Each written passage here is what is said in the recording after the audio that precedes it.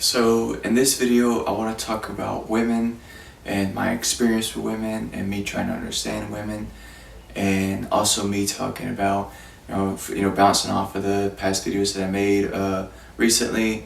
Talking about the psychology of crime, and also talking about the cheese touch, and also talking about Anakin Skywalker.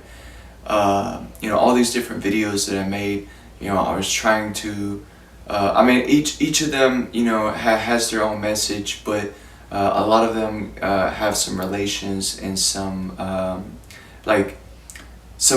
common themes. And so some of the common themes that I talked about in those videos was talking about money, was talking about why people commit crime, was talking about women, and I was talking about my experience growing up in my childhood, and my sexual trauma.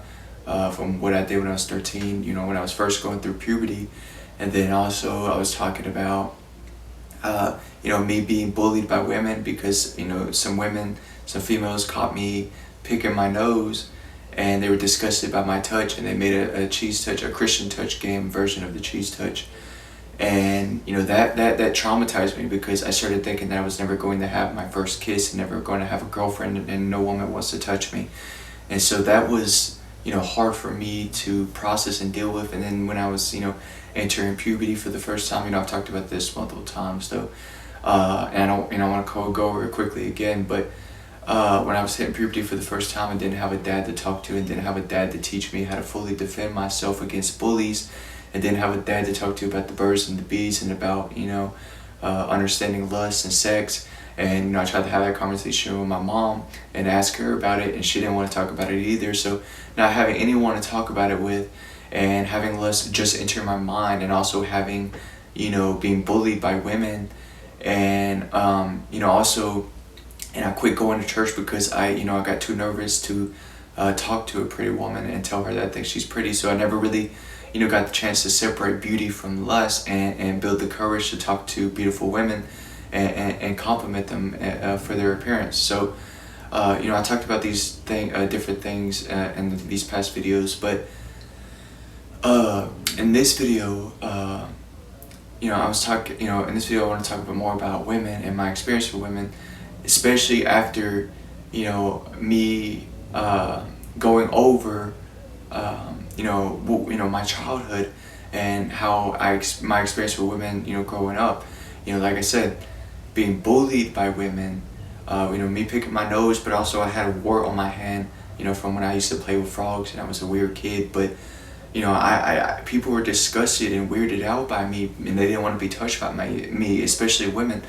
And so, that was hard for me to deal with as a kid, especially since, my dad left me when I was, born. And, my mom was mostly a single mother trying her best to support her kids, and it was just a lot for me, growing up. But I'm trying my best to learn from it, and trying my best to still live my life and enjoy my life and be an adult, as a 24-year-old. But it's still, I feel like that's still my experience with women in my childhood, and me being bullied, and then me also having that sexual trauma of almost raping women, two women, when I was 13. Me having that in my mind affects me heavily as an adult. I feel like, because when I do try to talk to women, it comes off extremely awkward. It can come off creepy, and it can come off of me being too weird. And it's just like, it almost feels impossible. Now, I don't think it's impossible, but it's just like, I don't know. I've been, been on dating apps, and I've been trying to, talk to women on dating apps, and I have some of them, talking to me, but it's still, I even told them, I said, this is probably gonna be awkward, I might freak you out a little bit. And I told them that I did explain that I do have, sexual trauma, or I had sexual trauma.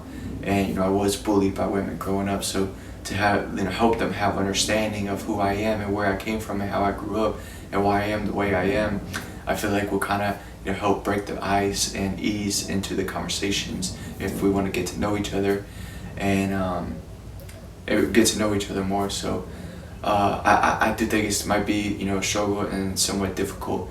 And I do want to work on cold approaching women because that's something that I've struggled with. And I've done it recently here, you know, at my old job.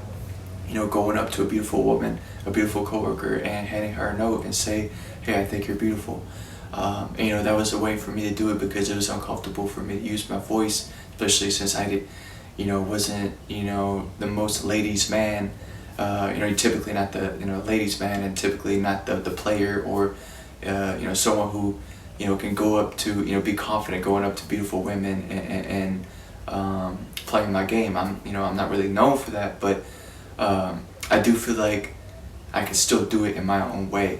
And, you know, I was able to do it, you know, since I wasn't, you know, confident using my voice. I wrote it down on a note to make it easier for me to do it, because it is something I wanted to do, was compliment a beautiful woman, even if it wasn't with my voice and I had to do it on a note, because it will make it easier for me to, you know, make that courageous act. And it will build courage, because even though I didn't use my voice, next time I could use my voice, but I still told a beautiful woman that she's beautiful, and I just did it in my own way. And so, I'm trying to slowly build courage in that way, and I do want to do cold approaching. And I'm talking about not even just a coworker, me going into a public place, like you know, publicly eating, and or, you know, just somewhere public, like I feel like, you know, a library or something, or maybe a farmer's market. And if I see a beautiful woman, and just immediately just going up to her and just say, "Hey, I think you're beautiful," and just saying where it goes. And it might not even have to go anywhere. We don't even have to exchange names. And I could just, you know, me just trying to build that confidence and that courage of talking to beautiful women. I could just tell her, "I think you're beautiful," and that's it, and just walk off. But so, I need more practice. I feel like, you know, I've had a girlfriend before, so I did eventually get my first kiss when I was 21, and I had a first girlfriend, and I have had sex, so I'm not a virgin. I did have lost my virginity, and I was lucky, but I feel like, I don't even want to say I was lucky. I mean, I can't say I was lucky, or, you know, if I want to, but I'm just glad that I still was able to have that experience, even if it was later on and later than everyone else.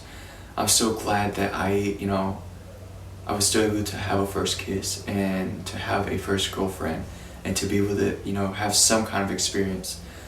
So I am thankful and glad that I was able to go through that, even if it wasn't the best girlfriend that I could have had, and, you know, the best woman I could have been with. But she did. I feel like she did. I don't want to say she tried her best, but she showed me love, even though it was, you know, it could have been, you know, even though it was chaotic at times, and it was not the most ideal relationship or the most perfect relationship, I still am very thankful to have had that experience in the first place, because I learned a lot, and it helped me be who I am today, and it still helped me be better with women, and helped me talk. And even though you know, she wasn't the most relatable, and, you know, the woman who matched my personality the most, you know, me learning to talk to her still helped me build my social skills on talking to women. So I'm glad, like I said, I'm glad that, you know, I was with her, and the short while that I did have with her, I tried to enjoy to be with her, but like I said, it was miserable at times. But looking back, I want to try to appreciate it more than look at it with resentment or regret or, you know, shame. I feel like, you know, just trying to focus on the positive memories of what I had with that woman would probably be better for me. But, you know, going forward though, I shouldn't expect every relationship to be like that, and every woman to be like that and like how she was. But all I can do now is going forward is to learn from it and try to be better with the women that I talk to in the future. So, but yeah, you know, recently, you know, I've been trying to solve my problems and trying to live my best life alone without any women, and just trying my best to see how much I can enjoy life, and how I can try to be happy without, you know, talking to women. But I feel like that is there's a lot that you can do, but I feel like eventually I'm gonna run out of ideas, or I'm gonna get like I feel like it is a problem, and it's weird to not have any women in your life, and not have, especially as a man, and not have any women to talk to, you know. So I feel like it bothers me, and the fact that I, can be terrible at talking to women, that bothers me too. And so I feel like this is a problem, no matter how much I try to justify it or make excuses saying, I don't need women, or I could be happy without women. I feel like women can add to my happiness, even though I feel like it is possible to have a happy life without a woman, and being, alone. And I just want to, when I say being alone, not even just being alone, but just being alone without a woman, I do think it's possible to be happy. I feel like, especially with me trying to create art and become a better speaker and a better writer, I feel like it's better for me to have a muse for my art, because it would give me more motivation to create my art. And, having a woman in my life will, add to my happiness and give me more motivation to, chase success and to, build my life more. And I still want to try to build my life on my own, and be a fully independent adult. But I feel like having a woman in my life will give me more motivation to work 2 jobs, to give me more motivation to, cook a lot more, to give me more motivation to clean my room. Because if I know I have a woman coming over, well, I want to clean my room. I want to make sure it's looking nice, and try to, have decorations up. Or I already have decorations up, but I want it to be clean and tidy, and just nice looking. So that way when she comes in, it's not a whole bunch of clothes on the floor. She's not disgusted by my room. And and also having maybe a candle. I already have a candle, but I probably need to get one. But having it smell nice too. Finding a candle that I like the scent of, and that I kind of like sage, but I feel like I need to explore and test other candles to see if I like something more. But having my room smell nice, and just doing that and cleaning my room, having a woman coming over will give me a lot of motivation to do that. Now, I still try to keep my room clean. Now, my room is, dirty, but it's not too dirty. I don't consider it too dirty.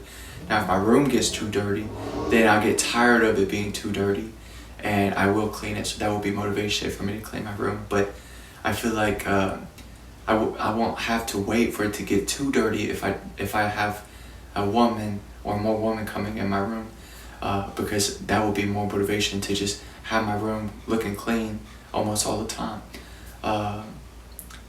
And so that's what I mean. And just, being a better speaker and making YouTube videos. Literally, these past few videos that I've been making, if you've noticed, a trend that, I get a huge motivation to make videos, and then sometimes I go a week or maybe 2 weeks without making a single video. And I started questioning, why is that? And I figured it out, because this was actually common for all of my videos. So I don't want to say all of them, but a lot of them. So these past videos, I've been making a video every single day for the past few days, and these are long videos, and and I'm proud of them, and I like what I've created. But I feel like where some of that motivation came from to make those videos were from me signing on a dating app and getting on a dating app over a week ago. And so me putting myself out there and trying to create my dating profile and talk to women on dating apps gave me more motivation. By doing that, build my confidence up and made me feel better about myself and my ability to talk to women. So me doing that made me more confident and gave me more motivation to make YouTube videos. So when I was talking about me having a woman as my muse for when I make videos, every time I've gotten a momentum, or like I got a lot of videos out, every time I got in the momentum of getting a lot of videos out, it was always after I got done talking to, or I am talking to, a woman. So when I first started this channel, I actually first started this channel when I was texting a woman that asked me for my number for the very first time. Very first time a woman asked me for my number. So she was texting me, and I was already thinking about making videos before, but when she was showing me femininity for the first time, and me experiencing that for the first time and having a woman into me made me feel more confident and made me go into that spree of creating videos. Yeah, so when I first started the channel, I was talking to a woman, but then later on when I moved into this new place, like a couple years ago, after I got done being homeless in a van, I was talking to another woman, and our communication was now we would go months without talking to each other, but I did have a woman that wanted to talk to me, and I wanted to talk to her, but it was just sometimes we would just go a very long time without talking to each other. But she was that motivation for me when I was talking about how to create art, how to create art to solve your problems, to creating art will fix your self-esteem. When I was making those videos, I had a woman that was a muse for those videos. So and that's what I'll say about women being muse. So now I don't want to say I have a specific muse for my art, because I would like a woman who is my only muse, and she's the one that I can go to when I want criticism, or I want advice, or I need help with my speaking, or maybe I want her to help me with my writing, or maybe I want to create art with her, and just having a woman to create art with, by having a muse, having a woman to create art for, because that could be part of my romantic game, is creating art for you, because I like doing that and it helps me be romantic, and I can create art for myself, I can create art for Jesus, but I like being romantic and creating art for my muse. It is something I like to do and part of my love language, and and so yeah, I feel like having a woman to talk to every day and create art for, and be a muse, and have a woman to be a muse for me, would be nice for me, and it will add a lot to my life, and add happiness and add more love to my life, and it would just make my life better. And I would like to have a woman to introduce my mom to, introduce my sister to, and just have a woman want to be part of my life, and I would want to meet her parents and be part of her life too, and get to know her, because I wouldn't want it to just be all about me. But I feel like that is a problem that I need to work on. It's just getting better at talking to women. And so with the dating apps, they feel like they help, but I do want to try cold approaching, and talking to strangers, women that are strangers that I don't know, and working on being able to spark conversations and spark romantic interest just with a stranger. With a stranger woman, I feel like that is something I want to work on, and I want to learn how to do. So yeah, I'm still trying my best, and also I've been trying to to add and to bounce off of the past videos that I've made. I want to talk about, to talk about why people commit crime, and talk about me being lazy and me not cleaning out my room, and then also me giving into the sin of sloth. When I give into this, okay, let's say I feel awful about talking to women, or I feel terrible that I can't talk to women, or I feel like I can't talk to women, I feel terrible because of that, okay? And I feel like no woman wants to talk to me. Me feeling like that and feeling awful, I feel like in order to cope with that, sometimes I like being lazy, and I'll neglect my room, and I won't get too lazy cooking. I won't want to cook, and maybe I won't take a shower. I neglect my hygiene. I will just be a lot more lazy in my life, because I feel awful that I feel like I'm terrible at talking to women, and no woman wants to talk to me. And so me feeling like that, I feel like it's easier for me to give in to the sin of sloth.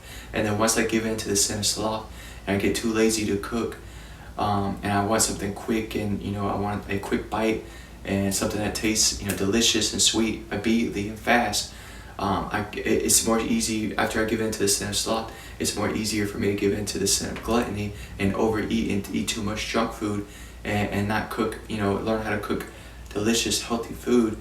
And so when I do that, after I do, give in to the sin of sloth, and then after I give in to the sin of gluttony, I feel like it's much easier for me to give in to the sin of lust, because after I eat a whole bunch of junk food and terrible food, I feel, worse about myself, and I feel awful. because, you know, I just put a whole bunch of garbage in my body, and they say you are what you eat. But I feel lethargic, and I feel, you know, even more lazy, and then I feel like I even have extra energy to waste, and I feel like it's easier, and I have more lustful thoughts. I feel like it's easier for me to give into lust after I gave into the sin of sloth and the sin of gluttony. And so once I give into those two sins, I feel like it's easier for me to give into the sin of lust and go back into my porn addiction and masturbate. And that makes me even less attractive to women too, when I have a porn addiction and a junk food addiction, and I have an addiction to being lazy and being a sloth.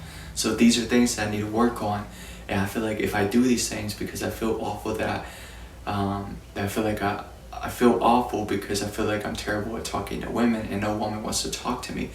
I feel like in order for me to, you know, avoid doing these things and stop doing these things that makes me feel even more awful, I feel like I need to get better at talking to women, so I can feel better about myself and better about my ability to talk to women. So I feel like that would just, like I said, help me feel better, help my mental health, help me be more confident and courageous, and help me not have to give in, not want to give in to, you know, being a sloth and being you know, gluttonous and being lustful. So just me learning how to talk to women, well, I feel like will help a lot with that. So but then another thing that I want to talk about, so, you know, why people commit crime. I feel like because you have men that are players, and they know how to play women, and they know how to talk to women, and they are, you know, smooth talkers, and they might have a deadly charm, and these men can be players like Ted Bundy and become serial killers. Even though that they play women and they're great at talking to women, they can still become serial killers and criminals and commit crime. So even though, you know, my problems and my low self-esteem and why I feel awful can come from me feeling like I'm terrible at talking to women and no woman wants to talk to me, and, you know, that's why I give in to sin, or I'm not completely why, but part of why I give in to sin.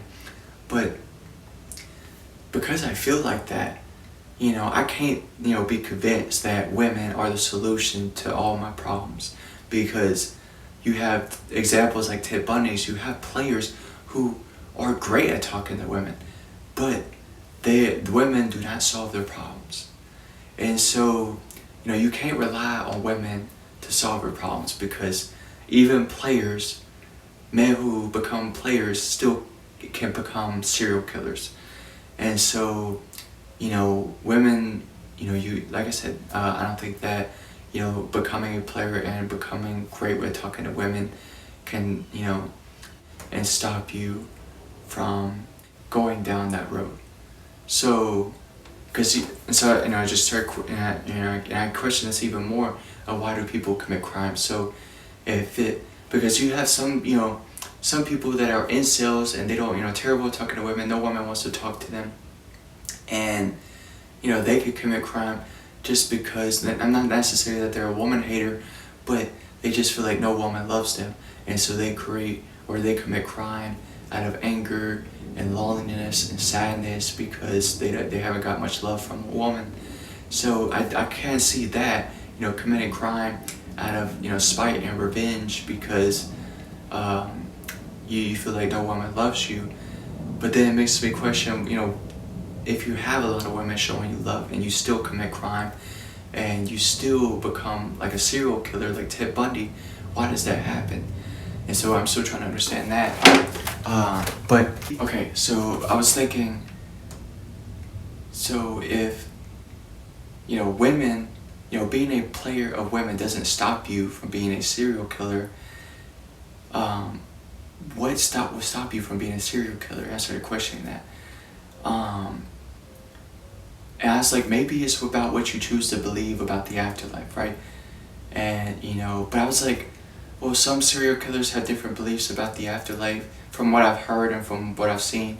You know, I haven't done too much research on Ted Bundy and Jeffrey Dahmer, but I was thinking maybe it's about what they believe in the afterlife, and that's why they are the way they are, and that's why they commit crime.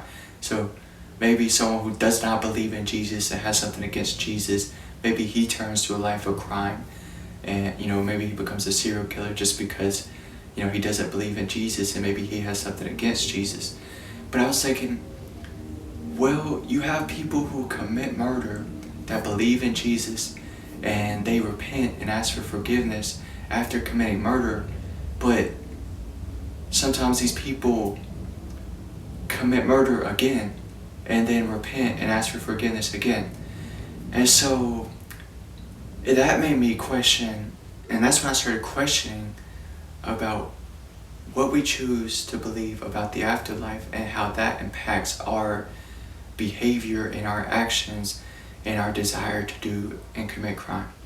So, after learning that, I was like, okay, so if you could be a player of women and still be a serial killer and believe in Jesus and repent and still commit murder, what will stop people from becoming serial killers, from turning away from that life of crime? Or I don't want to say turning away from a life of crime, but turning away from murder and that kind of dark life. And my solution is, I say men turn to that kind of life because they don't want to tell, some of them will talk to Jesus about what they've done, but they don't want to tell everyone else about what they've done. And they don't want to tell the world their dark secrets. And I feel like, keeping, I talked about dark secrets in the past, but I feel like keeping dark secrets from everyone around you, like your roommates and your family and your friends, I feel like affects you and affects me a lot, because it just, I don't like keeping secrets, and I don't like, hiding myself. And I don't, I want people, especially, people that love me, to know who I am and to know what I've done, and to give them the chance to forgive me for what I've done. Even though, but yeah, they don't have to forgive me, but it's just, being comfortable to share who you are and, reveal what you've done, and not hide who you are with the people around you, with the people that, that love you, makes me feel better about myself and makes me feel more comfortable to be around these people that love me, and I love them too. But I feel like it makes a stronger bond by being able to share our dark secrets with each other, because let's just say me opening up about my dark secrets with the people around me, maybe that will inspire them to open up about their dark secrets and share it with me. And so we could create a bond over our dark secrets and what we've done in the past. So, and we just create stronger relationships. And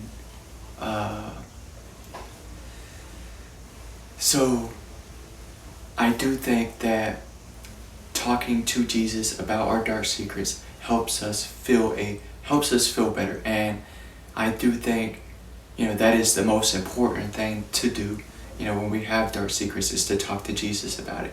But I feel like after we do that and after we talk to Jesus about it, we can feel a lot better by talking to the people around us about our dark secrets. So I feel like some of these people, that, go into the life of serial killing, might, be trying to keep secrets. And, that maybe they'll talk to Jesus about it, but they don't want to talk to the FBI investigator. They don't want to talk to the interviewer, and they don't want to talk to their mom about it. And they don't want to tell everyone what they've done. And they don't want to talk about it. And they'll lie and lie and lie, manipulate. And they'll just try to keep it a secret as much as possible. And some of them never admitted what they've done. And then some of them do admit it. And some of them, like, I did it, and I'll do it again. And some of them, like yeah, I'm locked up. And some of them, will, try to convince them that, if I got free and, you let me out, I won't do it again. And they'll, some of them will make really convincing cases, and some of them will be let free. And then once they get out in the free world, they still go down that same path again and do the same thing they've done before, even though they convinced the prison guards or the judges and whoever that they wouldn't do it again. But once they got free, they immediately started doing it again. So it's like I feel like you could still talk to Jesus about it and still admit your dark secrets to the world and still keep doing it and still commit, still be a serial killer and commit mass murder, even after doing all those things, right? So yeah, I was thinking, okay, so after doing all of those things, what is left to do to stop someone from living that dark life? And my solution is those people that, after I went over all that, if they still, after they talk to Jesus about it and after they, admit what they did to the world and they still keep doing it, I feel like the problem that they probably have is they probably have something against the homeless people, because some of these serial killers, their common victim is the homeless, okay? Because not a lot of people care about the homeless, and that's easy murder to get away with.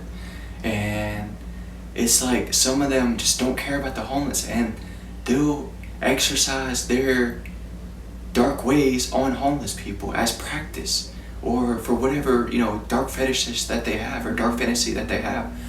And homeless people can be a common victim for them, or an easy victim for them. So I feel like they'll have some hatred and something against the homeless people, and then also I feel like they have some hatred and something against mushrooms. They don't want to eat mushrooms, and they probably don't like magic mushrooms, and so I feel like those are two things. So they have a hatred and something against homeless people, and a hatred and something against mushrooms.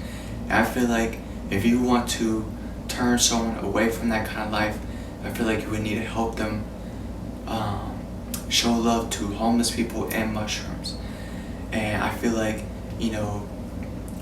trying to right our wrongs and do more good to outweigh the bad that we've done, I feel like helping homeless people is a great way to do that, and that's how I want to do it.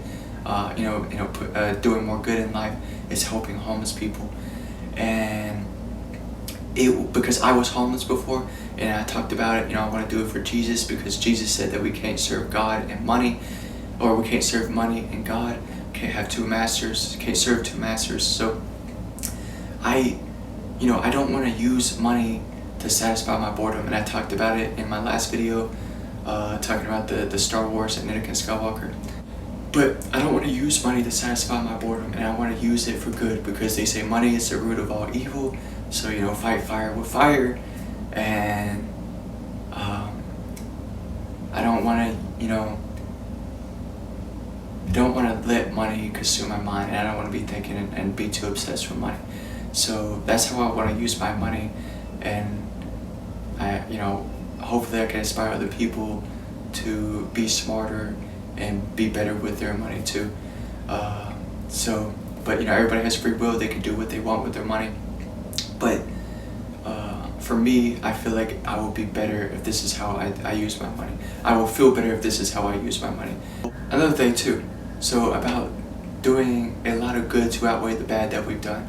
I feel like, and then talking about turning to a life of crime, but doing crime to help people. I feel like that is, when I think of Robin Hood who stole from the rich and gave to the poor, and Harriet Tubman who helped the slaves escape from breaking the American law to help the slaves escape, or Anne Frank who from the Holocaust, who the people who hid her helped the Jews escape. They were breaking the German law, but they were helping people. They were doing good, but they were breaking the law. And so this is me understanding of how I can break the law and be an outlaw, but I'm helping people. And so my way of doing that is giving people magic mushrooms, because they are illegal and it's breaking the law, but I know that they can help people. So I want to give people who want them and need them magic mushrooms, even though it's breaking the law, and I'm being an outlaw by doing that. That's how I want to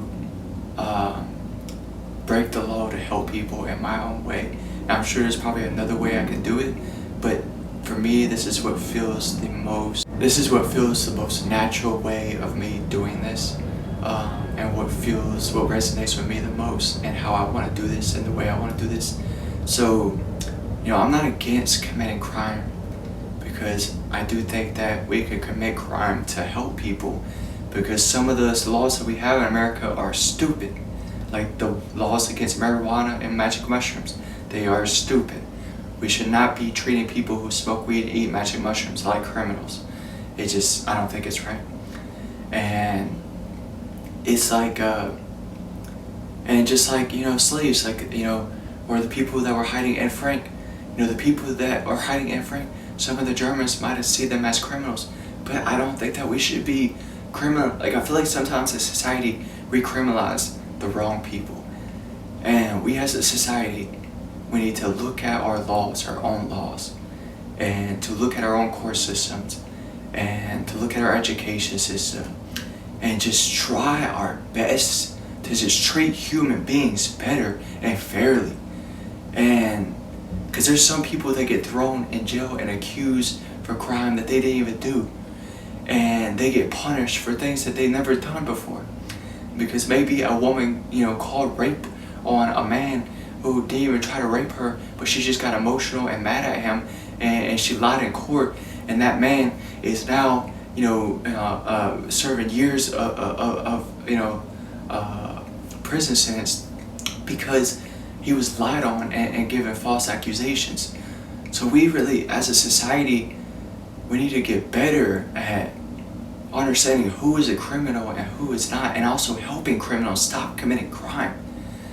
So that's what I'll say for this video, is we really need to get better at understanding the psychology of crime, and understanding people, and helping people, and trying to help people, understanding that it is okay to break the law to help people, okay? And that's what I want to say.